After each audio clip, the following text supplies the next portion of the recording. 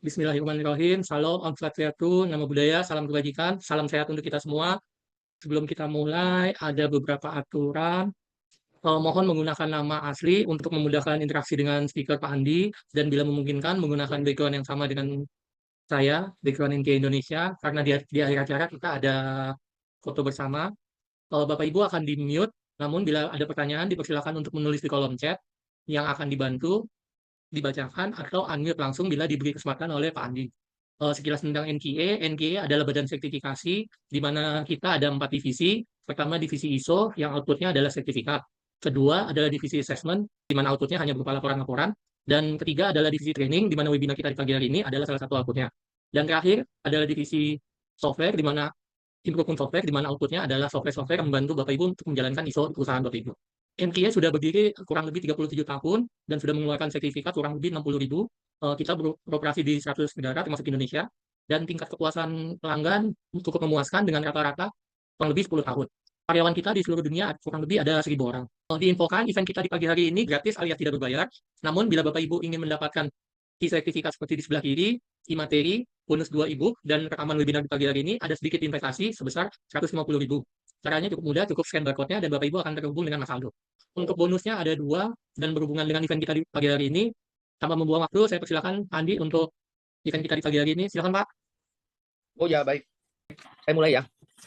Bismillahirrahmanirrahim. Selamat pagi kepada Bapak Ibu semua yang saya hormati. Di sini ada berapa orang ya? 17 atau berapa ini yang sudah join di event ini. Ya, pada hari ini saya memang memilih topik strategic management planning. Kenapa, Bapak Ibu? Karena dalam menyongsong 2026 itu suatu perusahaan yang bagus ya. Yang bagus itu tidak harus perusahaan besar ya, tetapi perusahaan menengah yang sekarang dia omsetnya misalnya dalam 1 tahun sudah bisa 5M lebih, seharusnya sudah menggunakan planning ini. Nah, izinkan saya memulainya karena waktunya 2 jam ya, Mas Alphonse.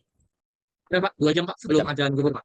Nanti mungkin setiap setengah jam boleh kasih clue ke saya sudah setengah jam, jadi saya bisa kontrol. Nah, kalau model saya ini kalau ada pertanyaan yang urgent, yang penting, yang mau ditanyakan silahkan saja ya. 1-2 pertanyaan selama saya jalan boleh, karena mungkin daripada nanti saya sudah selesai balik lagi gitu. Nah, itu lupa mungkin pertanyaannya. Nah, silakan Bapak Ibu kalau ada pertanyaan diajukan saja ya, 1-2 saya akan jawab. Baik, mari kita mulai.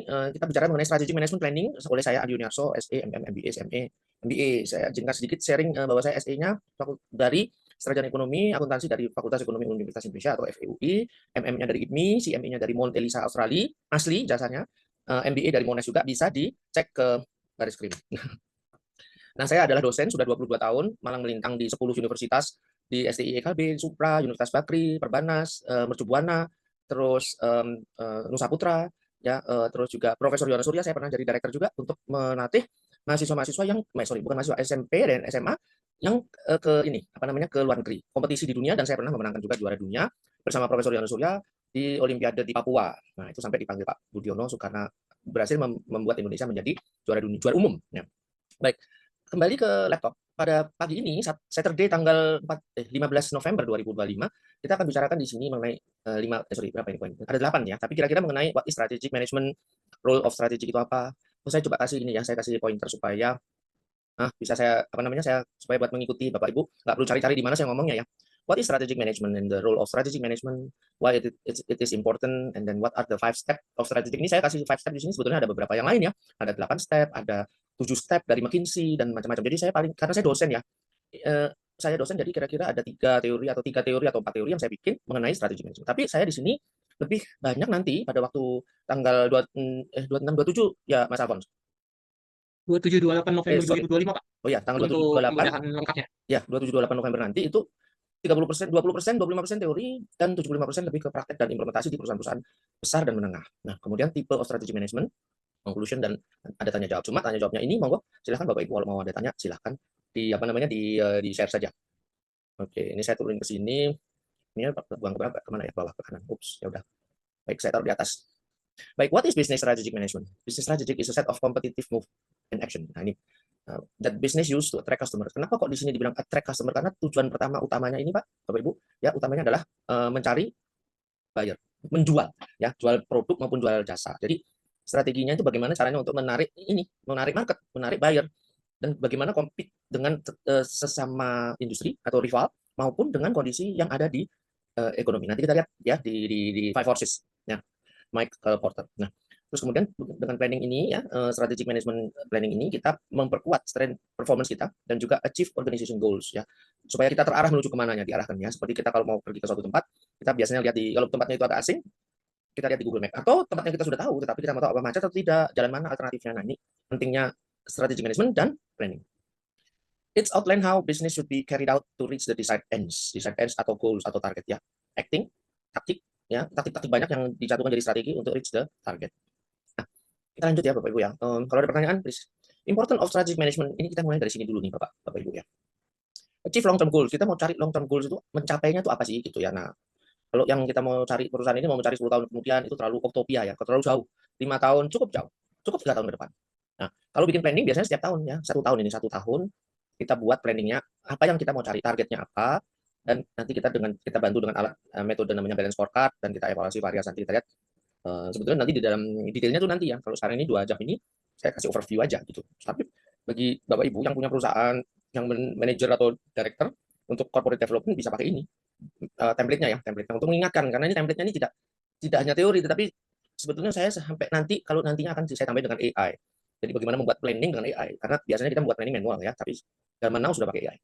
Nah, ini yang pertama, achieve long term-nya 1 tahun ya, dari 3 tahun ke depan. Kenapa saya nggak sarankan 5 tahun sama 10 tahun? Karena perubahan terlalu besar. Kita 3 tahun ini aja kita cukup besar. Karena tahun depan bisa jadi uang Indonesia di Indonesia ini rumorsnya ada mau dikurangi nolnya 3. Jadi dari 1.000 jadi Rp1 ya. Gitu. Jadi kalau punya uang 5 juta, jangan heran kalau satu kali nanti jadi nilainya, bukan nilai, sorry. 5.000. Siapa itu yang bilang? Iya, jadi 5.000. Oke. Nah, awareness of the environment. Jadi yang kedua, step kedua kita harus tahu ya.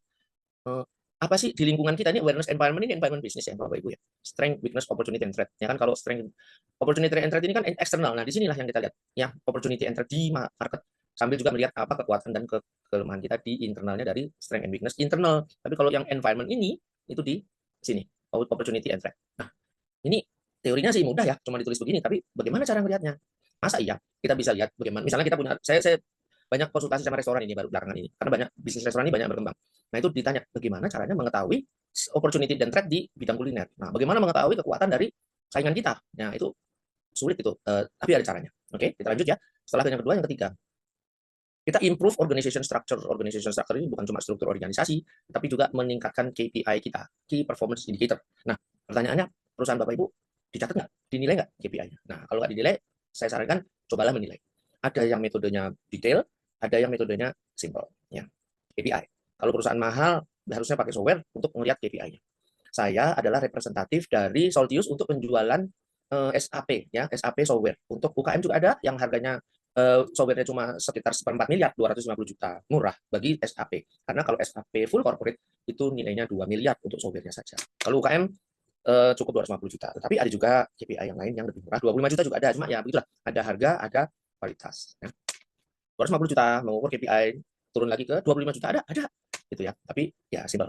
Nah, kita melihat KPI-nya terus kita growth, kita tingkatkan gimana caranya supaya meningkat ya. Nah, ini teorinya begini. Bisa nggak semuanya? Saya rasa nggak bisa perusahaan.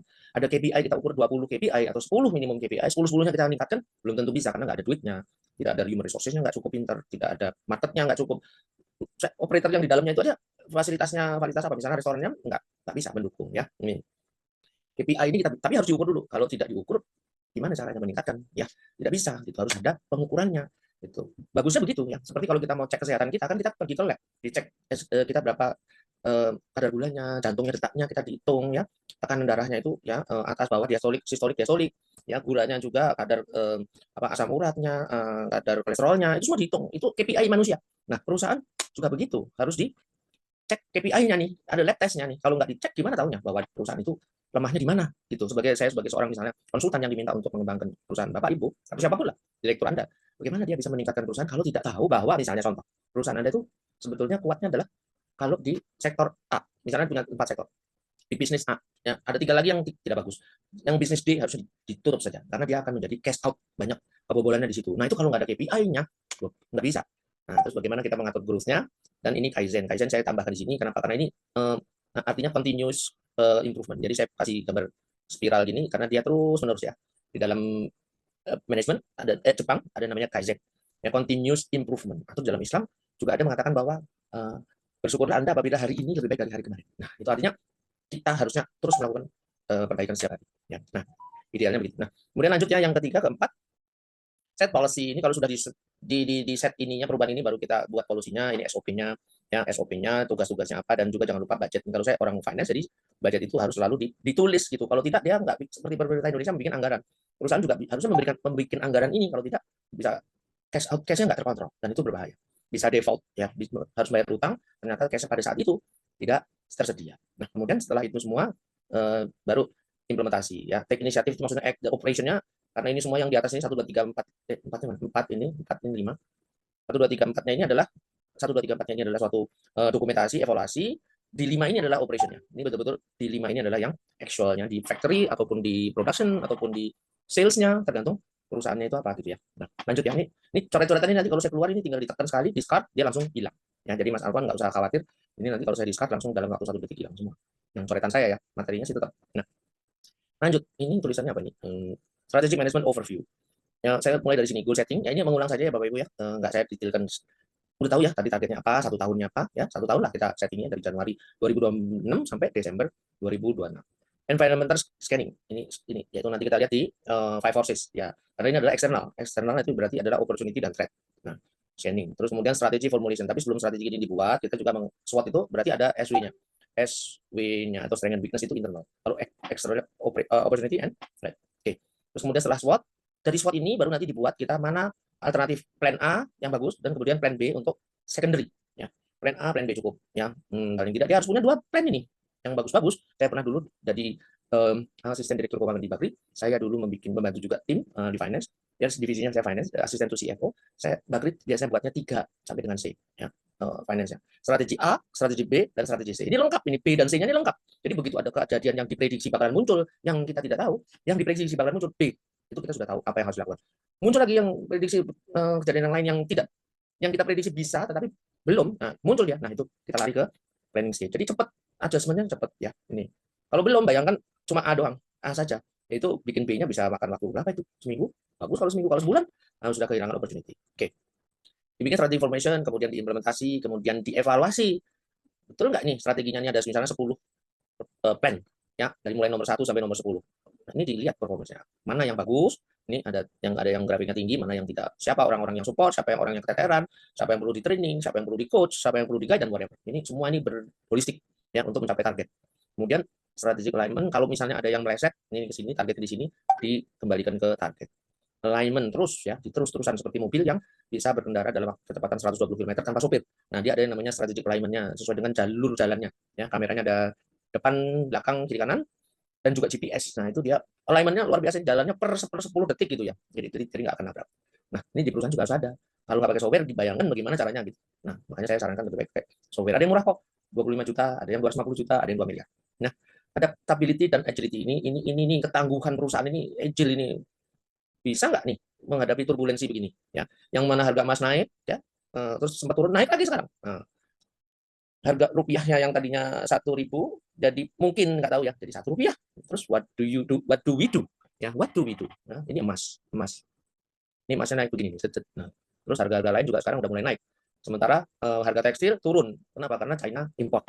Bisa nggak perusahaan-perusahaan yang bersaing langsung maupun semi langsung dengan luar negeri dengan import itu bertahan? Nah, ini kekuatan agility ini adalah ketangguhan. Nah, ini lanjut ya. Saya turunin dulu nih sebentar ke bawah supaya nggak menutupin. Nah, saya mulai dari awal, tapi brief aja ya, garis besar. Ini adalah basis of comparison supaya kita sedikit tahu lah ya, mengulang bagi Bapak Ibu yang sudah ngerti supaya lebih ingat lagi bahwa strategic management dibandingkan dengan strategic planning. Di sini lebih ke planningnya yang kali ini ya. Yaitu di dalam strategic management itu adalah pemikiran yang holistik ya, broader, skalanya luas dan ongoing. Jadi terus-terusan nih, terus jalan setiap waktu. Nah, strategic planning itu di awal, biasanya bulan November ini sudah mulai. Desember 1 bulan minimum sudah bikin fokus aktivitinya, involve setting long term goals-nya. Long term itu bisa setahun ya. Dan outlining how achieve, bagaimana caranya mencapai. Jadi dia lebih ke 1 tahun dan fokus ya, lebih fokus ke planningnya ya. Kalau strategi ini terus-terusan loh, ini di setiap tahun, ini setiap bulan, setiap hari, ya nggak setiap hari, tapi setiap minggu dievaluasi terus strateginya. Karena dia pemikirannya di strategic management, sementara strategic planning kita bikinnya di harusnya Januari sudah jadi. Ya, Januari tanggal 1 sudah pakai ini. Idealnya begitu. Jadi bikinnya kapan? Desember gitu. Nah, November sudah mulai rapat. Ya, kumpulkan data, analisa, evaluasi segala macam. Scope, cover planning, execution, evaluation, and continuous adjustment strategy. Sementara kalau di planning adalah formulating strategi, diformulasikan gitu. Diformulasikan, ditulis ya. Planningnya itu ditulis, jadi planningnya. Ya, seperti misalnya planning dalam bidang keuangan ya budget, diformulasikan. Gitu. So, planning dalam bidang marketing berarti adalah bagaimana bagaimana target di marketing, step-stepnya apa, dan petunjuk pelaksanaannya, gitu, dan biayanya. Untuk marketing itu, iklannya mau nambah market di mana, mau nambah outlet di mana, mau nambah staff marketing berapa, ada segala macam. Kemudian nature. Kalau yang strategi manajemen dynamic dan terus-terusan, continue, involves real time decision making. Jadi setiap real time, jadi bisa Januari sampai Februari terus, setiap ada keputusan yang perlu diambil, ini dipikirkan. Kalau strategic management itu statik ya, periode dia di awal bulan, di awal tahun dia dibikin satu kali, nah setelah itu dia menjadi guidance saja. Saya naikin ke atas ya. Nah, jadi kalau gitu fokus areanya, kalau di strategic management, overall management, strategic direction ya, kalau kita ini di sini di dalam planning ini dia sebagai seperti roadmap aja, sebagai peta guidance si perusahaan ini menuju mana, itu sudah ditargetkan. Nah ini di set. Nah ini guidance roadmap. Semakin besar perusahaan, semakin harusnya punya seperti ini. Seperti waktu saya pernah kerja di oil company, namanya Havco Oil. Waktu itu adalah di Indonesia dia ada nomor 5 terbesar untuk oil and gas di Indonesia ya, bukan di dunia.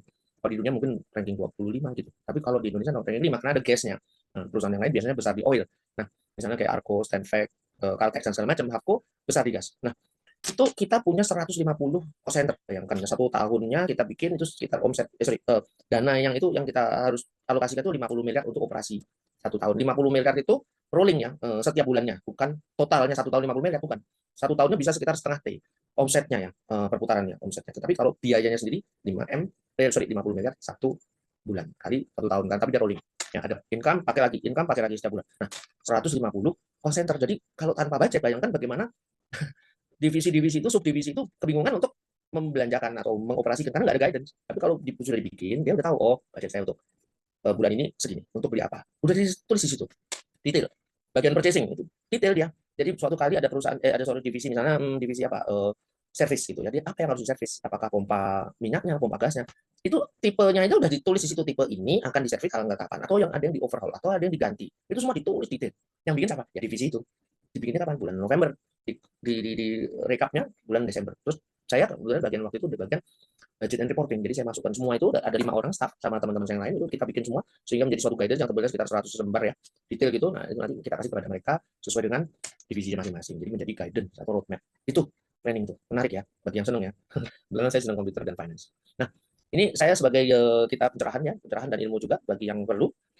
6 tahap strategic planning proses ya. Bagi orang finance ini sudah makanan sehari-hari ya, tapi bagi orang non finance ini semoga bisa menambah ilmu ya. Yang pertama adalah strategic brainstorming. Strategic brainstorming ini di divisi atau di organisasi itu biasanya yang paling atas ya. Board of director tuh di atas. Sama juga GM, general manager atau kepala divisi. Nah, tapi biasanya BOD di atas. Ya, para direksi. Brainstorming, rapat. Kemudian dicari strategik. Ini research ya, research ini, nah ini penting. Kalau di perusahaan itu ada yang namanya research and development. Research and development ini penting banget. Ya, seperti Anda tahu, Bapak Ibu, di Amerika, di Jepang, di China, di negara maju itu 20% dana itu dipakai untuk R&D. Kenapa? Karena untuk pengembangan. Jadi kayak Tesla gitu ya. Tesla mengembangkan mobil listrik. Jepang tiba-tiba mengeluarkan hybrid menggunakan hidrogen. Bayangkan. Kalau Tesla pakai listrik, Jepang pakai hidrogen. Dia tidak mengembangkan listrik semati-matiannya Amerika, tapi dia masukkan ke hidrogen. Hidrogen itu dari air. Air itu kan H2O. O-nya dibuang, tinggal diambil hidrogennya. Buat bahan bakar. Ya, wow, itu kalau bersaing. Ya, nanti kita lihat siapa yang menang ini antara mobil listrik dan mobil hybrid yang menggunakan hidrogen. Ya. Yang tahu ya riset ini karena ilmunya berkembang terus. Seperti juga kita handphone sekarang adalah dulu kita tahu Nokia komunikator itu adalah smart handphone dulu. Sekarang udah nggak pakai lagi. Sekarang pakai handphone biasa, udah macam-macam deh. Mobile banking, di situ bisa bikin TikTok, itu bisa video, bisa editing, bisa macam-macam. Yang ngisi pulsa, segala macam. TV itu hanya untuk kita lihat saja. Sekarang naik lagi ada smart TV itu, ada Google TV, dia bisa dihubungkan dengan WiFi. Ada yang namanya Android TV dihubungkan dengan handphone. Dia bisa terima email, kita bisa ngomong sama dia. Ya kita bisa ngomong, kalau cari channel itu kita sudah nggak cari di channel apa ya, enggak, kita langsung ngomong aja misalnya gini, kemarin Pak gue meresmikan apa ya proyek di mana di Indonesia itu, langsung dia keluar, ada 3 pilihan yang dia keluarin. Nah kita tinggal pilih tuh, pilih nomor 2, langsung itu kita hanya ngomong loh, dan itu udah dijual sekarang di Indonesia gitu. Saya udah beli itu kemarin, satu buat saya, satu buat orang tua gitu, karena orang tua udah sepuh ya, udah umur 80, jadi pakai Android. Nah masalahnya apa? Karena orang tua ya harus ngajarin gitu, karena gaptek. Nah ini jangan sampai perusahaan Anda staffnya gaptek, nggak bisa pakai AI. Waduh, marketingnya bakalan ketinggalan zaman Bapak Ibu ya. gaptek karena nggak bisa pakai AI. Zaman sekarang semua pakai AI. Saya seorang akuntan, AI bisa mengerjakan kerjaan akuntan. Bisa. Berapa persen? 85% sampai 90%. Semua kerjaan akuntan sudah bisa dikerjakan oleh AI. Kalau Anda belum tahu, ya. Nanti kalau mau tahu, ya, minta Mas Alvan untuk konsultasi atau untuk aplikasi program itu di perusahaan Bapak Ibu supaya bisa menghadapi 2026 dengan lebih smart lagi. Ya, jangan pakai TV kuno, analog. Sekarang udah digital Bapak Ibu. Perusahaannya juga begitu. Kalau sekarang software-softwarenya masih software kuno, wah ketinggalan zaman Bapak Ibu. Oke ya, jangan sampai ya. Oke, kita lanjut ketiga. Smallest group of people or person, ini berarti smallest group ini orang sedikit tapi smart ini. Orang-orang yang tahu pengalaman, pintar dan pengalaman mengetahui perusahaan tersebut, mengetahui seluk-beluknya perusahaan tersebut, mengetahui saingannya siapa, pembelinya siapa, suppliernya siapa. Ini orang-orang ini yang dia nanti membuat strategic decision harusnya. Orang-orang yang smart. Bayangkan kalau maaf orang-orangnya yang ecek-ecek hanya karena teman saudara, saudaranya bosnya taruh jadi pimpinan, jebol untuk perusahaan. Pasti jebol. Kalah saing. Nah, strategic experience ini bernilai sekali. Coba deh, sekarang saya nanya nih sama perusahaan Bapak ya, kalau Bapak Ibu punya perusahaan, tanya deh, dalam 1 tahun berapa kali membuat strategic eksperimen. Strategic eksperimen itu maksudnya bukan eksperimen ini percobaan, tapi experience. Jadi benar-benar dia punya pengalaman. Ya. Pengalaman melakukan strategic decision, dan itu dicatat. Nah, coba tanyakan secara jujur. Catatannya tahun 2025 ini berapa kali Anda melakukan itu? Di kasus yang mana? Bagaimana solusinya? Bagaimana hasilnya? Ada nggak catatan itu? Kalau tidak ada, itu berarti perusahaan Anda sulit berkembang. Kenapa? Karena nggak dicatat. Jadi nggak bisa belajar. Nah, kenapa saya ngomong begini? Karena saya pernah kerja di Arthur Young, Arthur Andersen.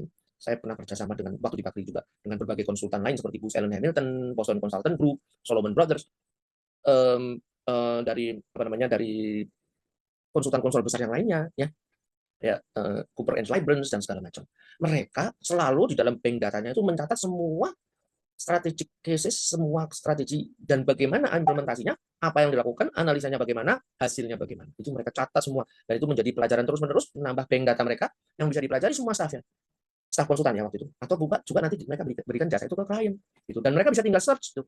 Jadi ada kliennya pun berbagai macam, dia bisa menggunakan bank datanya yang ribuan itu, karena di seluruh dunia, ya konsultannya itu, dalam waktu cuma 10 menit kita nanya, timnya itu nanya, ini ada kasus seperti ini, misalnya di Indonesia Timur, misalnya di mana, di Raja Ampat ada kasus seperti ini, untuk tambang gini, boleh atau enggak, itu dikasih ke grup, dalam waktu 1,5 jam kemudian langsung ada beberapa, 2 atau 3, 4, 5 case yang bisa dipakai sebagai komparasi. Dalam waktu kurang dari 1 jam. Dan itu detail tuh, yang komparasinya itu paling tidak tuh bisa sampai 20 lembar minimum sampai dengan 100 lembar, sampai aplikasinya. Wow, hanya perusahaan-perusahaan konsultan besar yang bisa begitu. Makanya mereka hebat. Ya, kenapa? Karena punya data. Dan memang mereka orangnya pinter-pinter. Ini loh, small group tapi expert. Ya. Itulah membedakan antara konsultan top dunia, ya, 6 konsultan top dunia, yang Andersen, KPMG, Cooper and Lybrand, ya.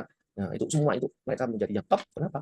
Kok kita nggak masuk konsultan Indonesia? Nah, karena itu bedanya. Orangnya, ya, people-nya, dan juga sistem kerjanya.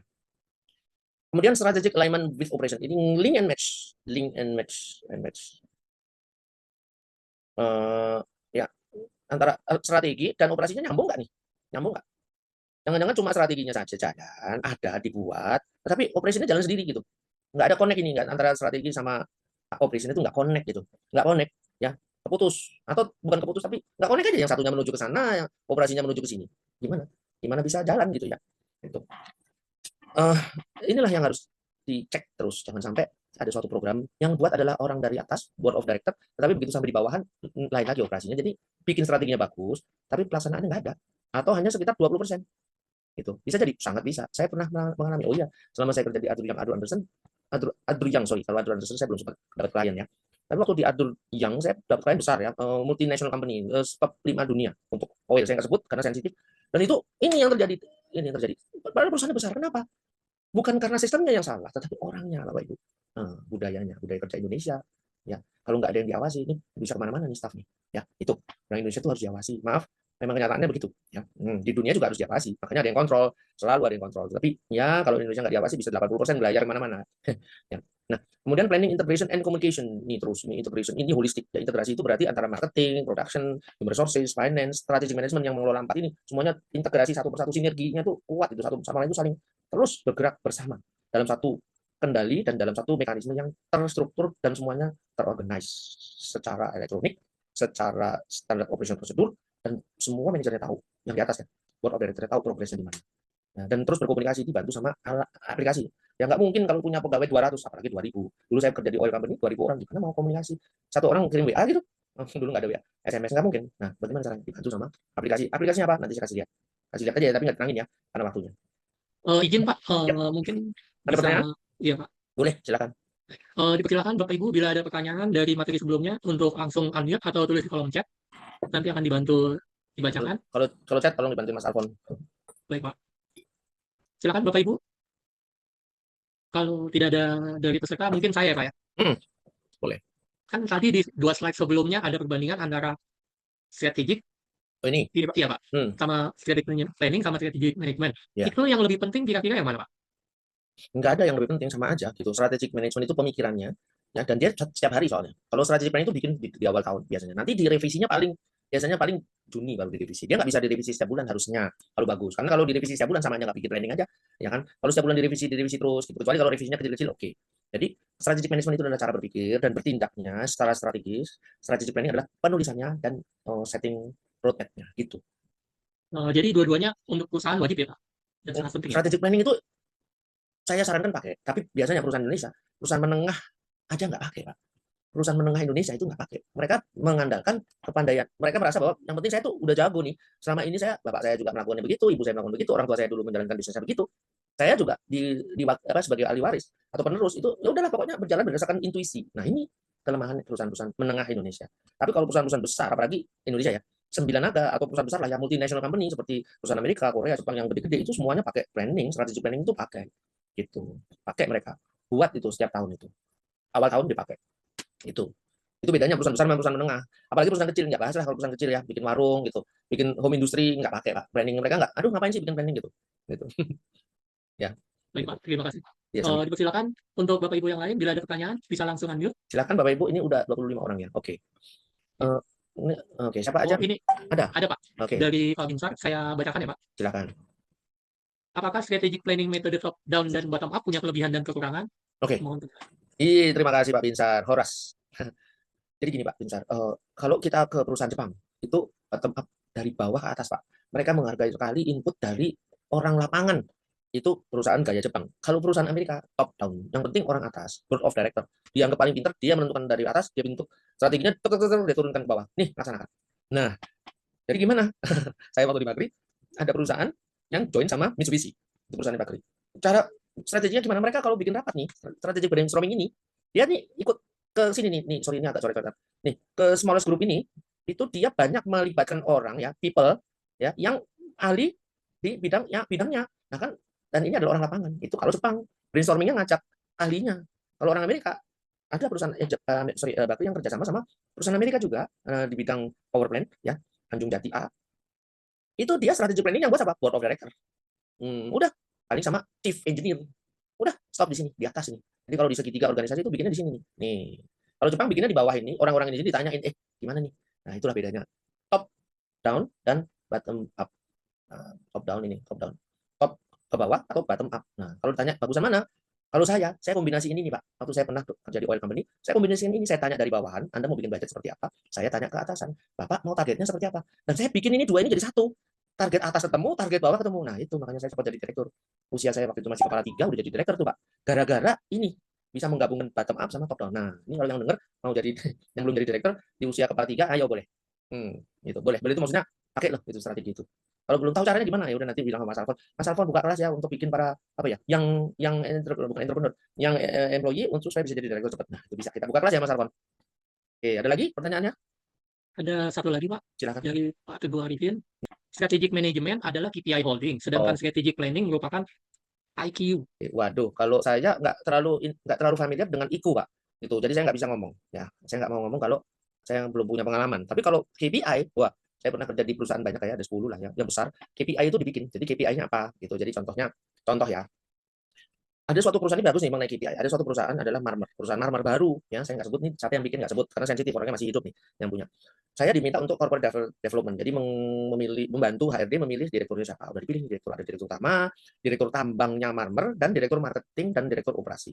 Direkturnya ada direktur utama, direktur tambang, direktur marketing, dan direktur pabrik ya yang memotong marmer jadi tiles apa sih lantai. Nah, apa yang terjadi?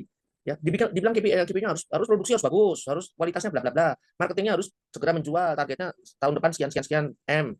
produksi, tadi produksi sudah, marketing sudah, apalagi produksi, marketing, tambang. Nah, tambangnya membuka quarry-nya itu dengan cara yang environment-nya udah sesuai dengan standar Indonesia, harus begini cost-nya. Itu udah bagus nih strateginya 3 ini. Tetapi begitu melaksanakan, di root-nya nggak bisa mengelola 3 ini. Apa yang terjadi? Tambang itu dibuka, dia cari semaunya sendiri, maksudnya semaunya engineer-nya tambang itu, dia buka, bla bla bla, dibuka, bla bla bla, bla, ketemulah marmer warna merah. Marketingnya jalan sendiri, yang penting saya sesuai target, dia cari, dia jual warnanya yang di order adalah warna putih sama abu-abu. Produksinya yang penting saya memotong batu-batu yang disuplai dari quarry. Saya produksinya sudah sekian ribu meter persegi dalam waktu 3 bulan pertama. Berhasil, senang. Apa yang terjadi? Perusahaannya bobrok, Pak. Maksudnya bobrok itu rugi. Loh, kenapa? Hanya marmer warna merah yang dijual warna putih dan abu-abu nggak matching. Nah, ini ya. Nah, terus gimana tuh? Ya, harus sinergi kan? Ya, gitu. Yang mensinergikan itu siapa? Harusnya di root-nya. Kalau di root-nya smart. Nah, di root-nya ini mau didongkel sama siapa? Sama direktur keuangan. Kenapa direktur keuangannya mau dongkel? Karena direktur utamanya ini mengeluh terus. Direktur keuangannya tidak bisa membuat laporan keuangan. Kenapa? Karena dia orang dekat sama ownernya. Dia dipilih di situ gara-gara kenal sama ownernya. Berarti dia tidak bisa bikin laporan keuangan. Nah, coba tuh. Itu perusahaan itu langsung akhirnya dalam waktu 1 tahun kemudian dijual kepada partnernya yang tadinya sahamnya hanya 30%. Dan dia tahu market, dia tahu production, tapi dia duitnya kecekak. Jadi dia masuk hanya 30% saham. Tapi 70% punya grup bos saya yang tidak tahu bisnis, dia cuma punya duit nih, jalankan sama partnernya. Nah, akhirnya apa yang terjadi? Partnernya itu karena perusahaan rugi terus, partnernya itu membeli sahamnya dengan harga murah sekali, ya jadi 70%, yang tadinya holdernya 70% jadi 30% kembali. Nah, dengan harga yang minim. Kenapa? Karena nggak bisa operate. Dengan posisi yang baru, apakah perusahaan itu jalan? Jalan. Profit. Nah, itu salah di mana? Ya, strategi manajemennya itu salah. Marmernya tetap, marketnya tetap. Yang salah apa? Manajemennya. Gitu loh. Gitu loh, Mas. Ya. KPI-nya sudah benar, cuma jalaninnya nggak benar. Nggak bisa mengelola. Jadi KPI-nya udah bagus, tapi nggak bisa mengelola secara sinergi. Nah, gitu Pak Teguh. Ini Pak Teguh tadi ya? Benar, Pak. Arifin. Jadi benar ya, Pak, strategi manajemen bisa jadi KPI holding ya, Pak? Ya, bisa. IKU itu mungkin bahasa Indonesianya ya, bisa. Bagus, desain bagus, betul bagus, tapi harus dikontrol Pak. Sinerginya harus jalan nggak? Gitu. Link and match nih, ini link and match nih, ini link and match nih, mana itu.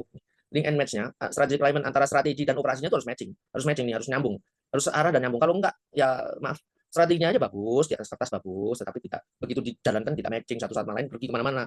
Ya, kayak tadi nih Porinya pergi ke sini, tambangnya, marketingnya ke sini, produksinya ke sini, nggak matching ini A B C ini, A B C ini lain-lain semua gitu, jadi nggak sinergi, nggak bisa untung perusahaannya Pak. Itu Pak. Bagus. Ya. Jadi saya lanjut Pak Solons. Oh, maaf, Pak. Masih ada satu pertanyaan lagi, Pak. Boleh. Oh, dari Pak Budi Aji. Oh ya, sebelumnya semoga terjawab ya, Pak Teguh. Semoga Pak Teguh dengan informasi saya bisa menambah strategi perusahaannya menjadi lebih hebat dan sukses. Baik, Pak. Dari Pak Budi Aji, Pak. Ya. Assalamualaikum. Mohon penjelasan strategic planning jika dihubungkan dengan disruptif. Disruptif Dihubungkan bisa dari disruptif, Pak. Gangguan. Oh. Bisa dari kompetitor dan dari konsumen. Wah, Konsumer. iya. Terima kasih. Ya, planning juga bukan dengan disruptif. Ya, disruptif itu gini, Pak. Ya, maksudnya kira-kira begini ya. Gangguan itu maksudnya gangguan bagi perusahaan karena yang tadinya dia menuju ke sana, ternyata berubah ya. Contohnya, selera konsumen berubah. Tuh. Ya udah, gimana lagi? Ya ikutin. Nggak bisa. Kita menentukan, misalnya jualan baju. Nggak mungkin kita menentukan jualan baju ini untuk anak muda, kita mau bikin baju yang model begini, diprediksi akan begitu laku. Nggak tahunya dalam waktu 3 bulan kemudian, selera konsumen berubah menjadi B. Kita tadinya bikin ke A, B. Ikut, Pak. Yang A ini dijual murah. Segera. Kalau nggak akan laku juga. Lakunya sedikit. Daripada laku 10%, mendingan dikasih diskon 50%, tapi bisa laku semuanya dengan harga 50%. Ya, paling tidak BEP lah. Bagus-bagus BEP. Atau ruginya minimum. Rugi minimum daripada rugi besar. Itu satu. Kedua, kapan masuk kompetitor? Nggak tahu, Pak. Nggak tahu. Bapak coba sekarang lihat ya. Ini Pak siapa nih? Pak, Assalamualaikum ya Pak ya. Pak BP ya. Bapak datang ke pameran China yang nanti tanggal 26 sampai 29 November di Jakarta. Yang di luar kota, ayo cepet-cepet datang ke Jakarta nih. Tanggal 26 sampai 29 coba di Kemayoran. Nah, Bapak lihat di situ bagaimana teknologi Cina itu semakin maju. Harganya 50% dari produk lokal, Pak. Batik yang saya pakai ini kalau saya beli lokal harganya 250.000. Kalau dari China itu cuma 150.000. Beda-beda tipis gitu. Nah, terus gimana mau bersaing? Bapak mau beli kompor. Kalau kompor dari Jepang 300 sampai 600.000. Kalau dari China 170 sampai 250.000. Harganya antara 50 sampai 70% dari harga Jepang. Gitu. Ya, AC juga begitu. Aduh, saya nggak sebut merek deh ya. Nggak sebut merek, sensitif. Ada yang 1 PK itu harganya 6 juta, inverter. Nah, produk China itu harganya setengah, enggak setengahnya, 3 juta. 3 juta sama 6-nya, benar setengah. 3 juta sama 6-nya inverter nih. Yang ini buatnya 900 naik pada waktu naik sampai stopnya di sekitar 600. Yang buatan Cina naik 800 turun bisa sampai 350 watt. Bayangkan, inverter 1 PK, Pak. Ada model Eco-nya ini kayak marketing ya, tapi nggak ada merek ya. Nah, bisa bersaing nggak? Harganya bisa mereka 50%, feature-nya lebih bagus, watt-nya 50%, PK-nya sama. Itu baru AC, kompor, batik, handphone, apalagi Pak? Mobil, nah, macam-macam. Nah, Bapak produksi apa? Itu minuman, oke. Bapak produksi apa? Alat-alat dapur atau produksi apa deh? Jasa. Apalagi jasa. Ya. Nah, itu. Jadi kalau Bapak bilang disruptif, bisakah dihubungkan? Dihubungkan bisa. Yaitu apa? Tadi evaluasi. Nih, saya kasih ini yang di sini. Nih, evaluasi itu di sini. Situation. Nah, situation assessment. Ini loh, Bapak Ibu. Bapak ini SWOT, strength, weakness, opportunity and threat. Ini T-nya nih. Saya langsung tarik ke sini ya. T-nya ini. Ini kompetitor, Pak. Threat itu ancaman. Dari mana? Dari kompetitor kita. Masuk atau substitusi. Ya, kompetitor atau substitusi. Kompetitor itu misalnya jualan mobil Tesla listrik, kompetitornya Tesla yang lain. Substitusi mobil dari hidrogen. Dia bisa substitut. Kenapa? Dia juga mobil, tetapi bahan bakarnya dari hidrogen. Nah, threat ini akan selalu ada dan dia akan selalu harus dievaluasi dan mempengaruhi ini strategi manajemen ini. Karena di sini dia masuknya di sini, dia di threat ini. Gitu Bapak Ibu. Semakin kita canggih, semakin kita prepare, kita semakin tahu produk kita tuh misalnya contoh apa ya? Restoran deh. Saya punya klien ini ada sekarang ini sekitar pengusahanya ada 4, tapi totalnya ada 20 klien. Saya nggak sebut restorannya apa, tapi salah satu restoran yang besar dan dia banyak juga, ada sekitar 13 restoran. Nah, itu dia evaluasi threat ini. Terus threat ini. Misalnya dia buka padel. Padel itu adalah main tenis gaya baru, tenisnya raketnya kecil. Tapi dia sebetulnya jualan minuman. Jadi jualan minuman dipakai padelnya itu sarana orang main di situ untuk beli minumannya di situ. Jadi dia sebetulnya bisnisnya restoran, tapi ditambahin padel. Kenapa? Karena dianggap sebagai threat.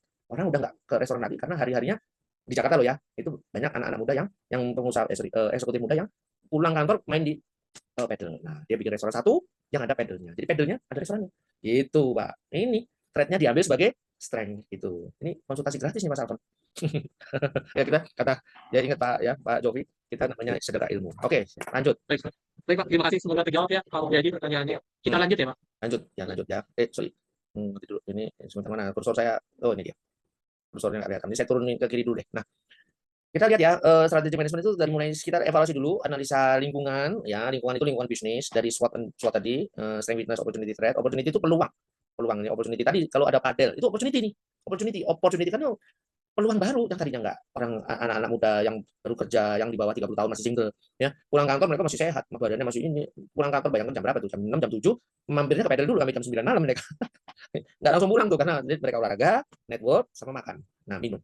Nah, nih opportunity misalnya ini untuk restoran ya. Kalau yang lainnya ya berarti jualan pedal lah. Atau yang lain ya seperti resto bikin pedal resto gitu. Atau baju sport gitu ya. Waduh, tapi siapa sih yang bikin baju? Berarti industri kan? Nggak mungkin rumahan gitu. Home industry bikin baju nggak mungkin kan, baju sport. Nah, bikin pedal juga raketnya juga pasti kalah murah sama yang dari impor pasti deh. Karena dia harus industri besar. Gitu ya, nggak mungkin bikin pedal tuh nggak kayak bikin katapel kan, bikin satu persatu gitu. Oke, lanjut ya. Terus habis itu clarification objektif. Jadi kita harus clear benar dulu objektif apa sih, targetnya itu apa sih, yang benar-benar target itu apa gitu. Misalnya mau bikin restoran tadi pedal. Targetnya siapa ya orangnya itu? Siapa sih yang akan datang ke situ? Anak muda di bawah 30 tahun, penghasilannya 5 juta 5 juta sih. 10 juta ke 20 juta, yang 5 juta mah UMR. Enggak main pedal kali. Ya kan? Sorry nih bukannya nyindir, tapi mereka keberatan ya beli pedal aja. Berapa itu modalnya? Nah, ini semua siapa target bayarnya itu di list semua. Di mana daerahnya mereka tinggal? Ya, di jalur mana? Daerah mana? Pinggir jalan harus ini, terus nanti pedalnya seperti apa ya? Segala macam itu dicek semua nih, lalu di-clarify, kemudian disesuaikan dengan corporate strategy, competitive strategy, siapa pesaingnya. Jangan ya, seperti di restoran itu, bayangkan ada satu jalur restoran jaraknya 500 meter, ada 10 restoran. 10 restoran yang ramai cuma 2, yang 8 sepi. Kenapa kok yang 2 itu bisa hebat? Nah, ini harus kompetitornya ini dicek ini, kok bisa kok mereka itu 2 ini kok bisa laku bener, yang 8 ini minus.